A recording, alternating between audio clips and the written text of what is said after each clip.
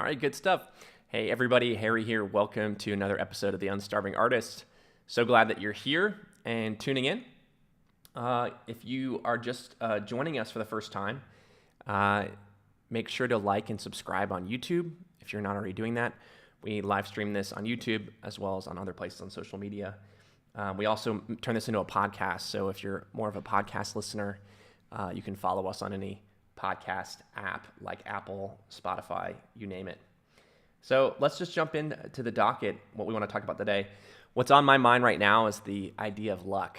A lot of times people talk about luck. They think about, oh, this person just got lucky. They were in the right place at the right time.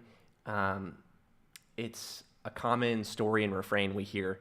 And so I wanted to talk about the concept of luck, whether there's certain things that we can do to increase our luck and have more serendipity in our life. So there's a fantastic quote by one of the founding fathers in the U.S., Thomas Jefferson. He said, I'm a great believer in luck, and I find the harder I work, the more I have of it. And you see this idea play out over and over again through different self-help advisors, thinkers. And the coolest mental model for this that I've seen is this idea of luck surface area. If you've never heard of the idea of luck surface area, it's a really, really cool mental model for what we're talking about here. And the idea is that, just like Thomas Jefferson said, the harder that you work, you can actually increase your luck. You can increase your opportunity that comes into your life if you're working in the right direction, in the right way.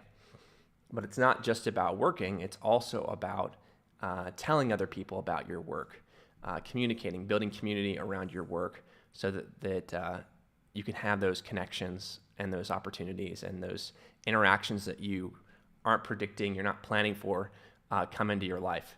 So if you've never seen this, like there's different charts. Just imagine almost like an XY chart. And on the y-axis you have doing, and on the x-axis you have telling. And so if you want to increase your luck surface area, you want to make sure you're doing things that you're passionate about, doing things that you care about, getting good at your craft, but also building community around it, telling people about it, fostering connections. And in my experience, not always the case, but a lot of times with artists, they focus really almost exclusively on that doing element of things. They just hug that y-axis. They stay as close as possible to that, and then just go up, up, up, up, up, do, make more paintings, make more paintings. You know, I'll have artists come to me who have been painting for 30 years, and they've got hundreds and hundreds of canvases piling up in their apartment, piling up in their house, piling up in storage, and they've just been doing for doing for a whole lifetime, but they haven't really been telling people about it, talking about it, building community around what they're doing. And so they haven't created space for luck, serendipity, opportunity to come into their life. So if you can visualize this, that's what we're talking about there. And the interesting thing about it is it's not 100% predictable. So when you start doing this, you start talking about what you're doing, building community around what you're doing. You can't anticipate, you can't predict on an individual basis that, oh, this one person's going to come into my life or this one thing's going to happen to me. But you're going to have this sort of statistical process where more opportunity, more interesting things are coming in that you can take advantage of. All right? So I wanted to give you an example that's from my own life, and it's not necessarily like a business example or a professional example per se, but I think it's still really fun and illustrative, and it's relevant to what's going on. So I'm in a season of life where I've been thinking a lot about building community locally in my area, joining community, and not only joining other existing communities, but trying to create community myself, and just be proactive, take things into my own hands and create the community that I want to have in my area. And so with that, I've been hosting little get-togethers. You can call them cocktail parties, call them whatever you want, but it's just social gatherings without that big of an occasion, just wanting to get people together that I have known from years ago, high school days, college days, from earlier in my work career, friends that I've made then, and newer friends that I've been making now.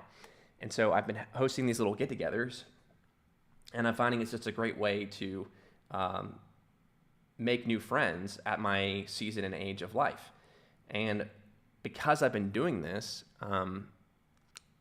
it's created more serendipity, more opportunities, and sort of a cascade of community that I wouldn't have been able to get access to or participate in otherwise. So let me give you an example. So because I've been hosting these community get-togethers, it's motivated me to get more involved in different community groups beyond the get-togethers that I'm doing. So I've been going to a local church, and I went to a retreat that they put on recently, met a bunch of friends through that. And because of that, I learned about this awesome festival that was happening here in Atlanta last weekend called Porch Fest. Porch Fest was a free festival where they had, probably 100 bands playing all afternoon, all day Saturday. And so because I'd been hosting the events and I went to this retreat, I learned about Porch Fest. I went to Porch Fest. I met some new people there that I hadn't met before, invited them to my next get-together that I had a couple days after Porch Fest, connected with those folks. Now I'm following up with them from there. I met somebody who moved into my building recently who runs some really cool restaurants in the area. One of them I'm a really big fan of personally. And so because I had the get-together, when I was talking to him in the elevator, I had an opportunity to say, hey, you should come to my next get-together. Would be great to have you. He was unable to attend, but we still exchanged phone numbers, and he wants to follow up and come to the next one, so on and so forth. So what's the point here? The point is that we can create conditions in our life where it's easier to invite new and interesting people, in case you're an artist, in other words, prospective collectors, into your life. But a lot of us don't realize that this is possible. It's just not something that we think much about or realize or kind of take proactive steps to facilitate in our life. We sort of wait for things to happen to us rather than taking steps to create the community that we want to have around us. So that's just one example. It's not the only way to do this, and not saying drop everything you're doing and go out and do this exact thing. But if you're finding like that you aren't having as much success in your art practice as you'd like right now, and you feel like there's a lot of opportunity in your local area, there's a lot of interesting people, prospective collectors in your area, I would consider thinking about, are there ways that you can be more proactive to create community, to draw people to you in a way that's non-salesy, that's not where you don't directly know what's going to come out of it. You can't predict, you can't control every facet of it. But if you let yourself be open to it, you can have interesting and new connections and new opportunities come into your life. Okay? So that is my first little, point on the docket today. Another point on the docket that I wanted to talk about is a quote that I came across on Twitter from a guy named Naval Ravikant. If you don't know who Naval Ravikant is he is a serial entrepreneur, but he's just a really interesting thinker that we have today. He's almost like a business philosopher. He speaks about life. He speaks about success. He speaks about fulfillment and other topics like that. So there's one quote I came across that he had this week on Twitter, and the quote was, "We prefer to see quote-unquote winners as naturally talented rather than quote-unquote hardworking, because if it were reversed, what would that imply about us?" And I really like that quote because it made me think about my own life, my own experience maturing and growing, and it made me think back to when I was younger, seeing people having success, seeing people do well in their chosen field. If you're feeling down, if you're feeling depressed, if you feel like you're not where you want to be in life, it's easy, as someone who's been there in the past, it's easy to look at other people having success and think it's because of their natural talent, or because they had opportunities or connections that you don't have available to you, like someone just made it happen for them. There's ways that we can be very cynical in this world and downplay the role of that person's agency and effort in getting that outcome that they're looking for. And so if we are feeling that way, if we're feeling like we don't have a lot of power, we don't have a lot of agency, it can be very comforting to look at other people's success stories and blame it on things that are outside of our own control, right? If it's because they're naturally talented, it's because their parents set things up for them, if it's because whatever factor, insert whatever factor you want to attribute their success to, then it kind of lets ourselves off the hook for the fact that we aren't where we want to be in our own path, in our own journey. And so this is what I would call a cognitive blind spot. There are a lot of these like comforting falsehoods that we let ourselves believe, because when we believe them, it makes the pain and discomfort of our current situation less painful, less uncomfortable. And if we were to actually embrace and face that, it would bring more pain short-term into our life. And so we want to avoid that. So think about that for a second. Are there cognitive blind spots that you have right now where, when I bring up one of these things that I've been talking about, whether it's the idea of increasing your luck surface area and creating community around what you're doing and the art that you're building and the passion that you're pursuing, or if this idea that people that have success, it's due to them working hard. If you feel like you're having resistance to that idea right now and you're frustrated about that, try to take a step back from that emotion and think about why you're responding in that sort of physical negative way, and think about perhaps are there ways that you can relate to these ideas that would allow you to look at them more with an unbiased perspective and see perhaps if there's something that's helpful that you can extract from them and apply and benefit from in your own situation. Another really powerful quote I came across this week was this one here: "The biggest generator of long-term results is learning to do things when you don't feel like doing them. If you let excuses or emotion drive behavior, you're cheating your future self. So put aside the excuses and start doing what you need to do." This is also from Twitter. It's from a blog called Farnham Street, and they write a lot about thinking about how to take steps predictably to accomplish your goals and accomplish what you're looking for. So I think this is such a powerful quote, and it comes into this again. It's like it comes into what I've been talking about. If you want long-term results, if you want to make positive changes in your situation, you have to learn to do things when you don't feel like doing them. If we prioritize the short term, we will fall into these cognitive blind spots, these comforting falsehoods, where we let excuses or emotions drive our behavior. And then it feels good in the short term, but in the long term, we're really cheating ourselves. We're cheating our future self. So look out for that. Look out for places where perhaps you're embracing these cognitive blind spots, areas that feel comfortable, where you don't really want to lift up that rock and see what's under there, that source of pain, that source of discomfort, and see if you can take a step back, set aside the emotion and see, all right, yes, I know this is going to be uncomfortable, this is going to be painful, this isn't something that I like doing, but maybe I can embrace it, maybe I can take action in this area, maybe I can move past that and do what I know I need to do.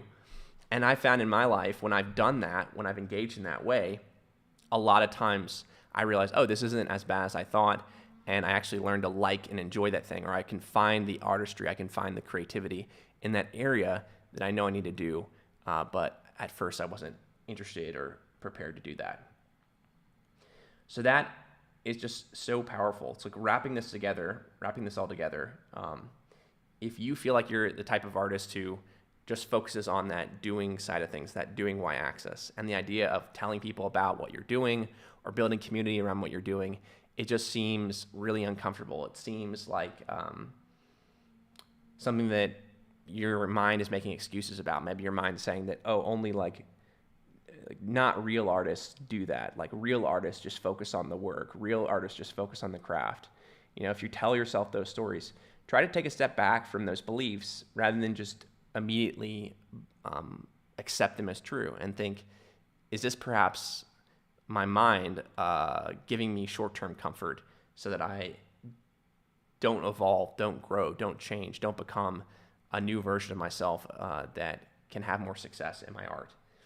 Think about that. And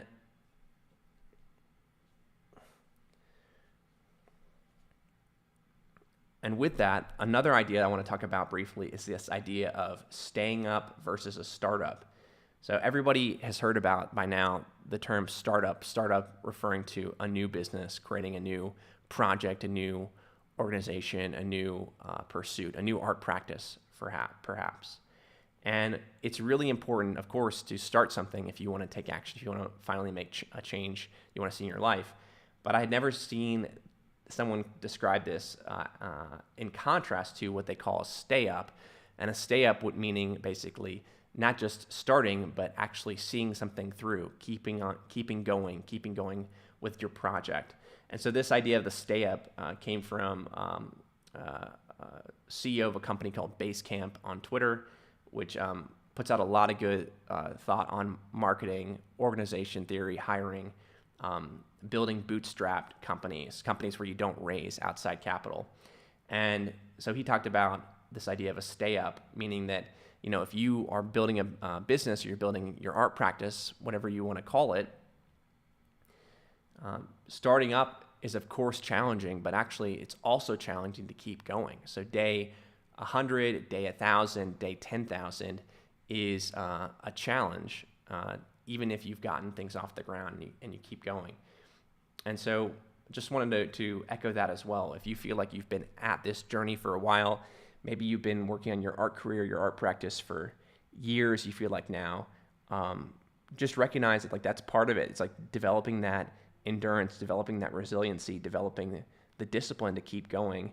And whether seasons where you may feel like less motivated, less energetic, less passionate about what you're doing, if you can figure out techniques, strategies to renew your interest, renew your focus, renew your enthusiasm, and keep going through those patches and those spells, you'll find that you can have so much more impact and longevity to what you're doing. So just keep that in mind. Like if you feel like you've been at this for a while, a lot of times it's just if you just go a little bit further along, you keep going, you keep making a little bit more progress, and you do so in a way where you relate to what you're doing in a slightly different way. Maybe you look at it at a different angle. You can unlock another phase to your art practice, another season to your career. So the last idea I want to leave you with here is the contrast between asking for permission versus begging for forgiveness. Asking for permission versus begging for forgiveness. Maybe you've heard this contrast before, maybe you haven't. But the idea is that I was seeing this a lot in our Academy community this week. Or I saw one episode of it. And the idea is that sometimes people will go to some authority figure, whether it's me or somebody else, and come and ask for permission to do something rather than just doing it. And I don't think that that's a natural instinct. I think that's an instinct that's cultivated. I think it's something that's implanted in us by culture, by the education system. We're trained to kind of sit and wait for approval or permission before we take action. And even if that's deeply ingrained in you, unfortunately, it's something that you really want to, not unfortunately, but for better or for worse, it's something you need to unwind in yourself if you want to have more success as an autonomous individual, as somebody who's running their own art practice, making their own art sales, growing their own art business. Very, very rarely, if you just take action and do what you think you need to do, and then worry about getting forgiveness later if need be, very rarely does that blow up in your face. More often than not, when you think you might need to get permission or you might need to beg for forgiveness, you actually take action. You realize it's not an issue at all. No one cares. So you want to get to a place where you can build that instinct, where you don't feel like you have to ask for permission. You're not waiting for someone else's approval. Just give yourself approval. And that doesn't mean that you should be rude or brash or harass people or be annoying or anything like that. But just think about right now, like, are there any areas in your life where you feel like you're sitting on your hands and you're waiting for somebody to tell you that you can move forward? You're waiting for permission. You're waiting to hear back. And if there are any areas like that in your life, take a moment today to instead practice this idea of recognizing that if need be, you can beg for forgiveness. If need be, if you do something wrong, you can apologize, you can make amends, you can move forward. And when you do that, when you recognize that, then take some action, right? So if you're waiting to hear back from somebody and they haven't gotten back to you, what can you do? Well, you can send them a nice, polite follow-up message, right? Take things in your own hands, and worst case scenarios, you can apologize if you are too persistent. If there's some other area, though, if you're waiting to start working on a new art piece or experiment with a new medium or finally learn to market or sell your artwork, you're waiting to create an Instagram profile until you have a portfolio of work you feel like is big enough, right? There's all these excuses and rationalizations we come up with in our mind about why we can't do something. Instead, just take action. Just do what you want to do. Go ahead and do it and start building that habit, because the longer you wait to build that habit, the harder it is to cultivate it, the harder it is to build it. Now, whether you're 15 right now or 50 or 85, you can still build this habit. You can still unwind that, but you need to start building awareness, looking for awareness of where you're just you're waiting for the world to happen to you rather than going out there and shaping the world, taking action, nudging things, pushing things, creating the conditions that you want that will bring the sort of opportunities and outcomes that you're looking for into your life. Okay? So forget about asking for permission. There's much fewer areas where you really need to do that than you might think. And recognize that, if you take action, you make a mistake, it's not the end of the world. Failure is not the end of the world. You can learn from it, you get feedback, you move on, and you can always, quote unquote, beg for forgiveness if need be. Okay? So thanks so much for joining us for another episode of the Unstarving Artist. This is great just to catch up, share some things that have been on my mind with you. Again, like and subscribe this on YouTube. The more people that like and subscribe this, the more we can get this message out there on YouTube. We can help more artists and build a community of like-minded individuals that are all moving towards being successful artists, being unstarving artists. You can also follow us on your favorite podcast app. And as well, I want to let you know that we have recently finished a 158-page book called the Unstarving Artist book that details our methods step by step on how to sell more art that you can get your hands on today. It explains how we gain art fans every single day and we convert them into $1,000 plus high-paying collectors, all using a simple low-tech process and Instagram. So if that interests you, you can get that book very affordably right now. It's only $3 right now. I'm not sure how long that will last. And it comes with a 30-day money-back guarantee. So if you want that, if you want to learn more about our approach, tap the link below this video or this podcast episode. It should be in the notes somewhere around next to this content. So tap the link there and you can get a copy of that book. And I would love to hear your feedback. So let me know in the comments below if you have any feedback on this video, if you have any feedback on the book, if you have any questions about this. And I will see you soon. All right, take care.